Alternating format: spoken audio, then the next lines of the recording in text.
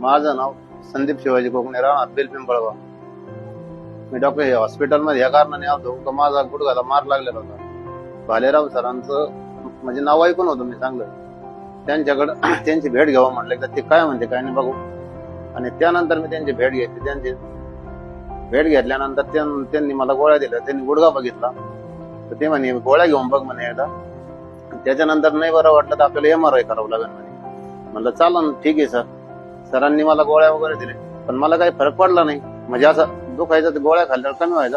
पण सर म्हणे मग MRI करू. MRI मध्ये गा दिला त्याने प्रॉब्लेम आलेला आहे म्हणजे गादी फाटलेली आहे म्हणे.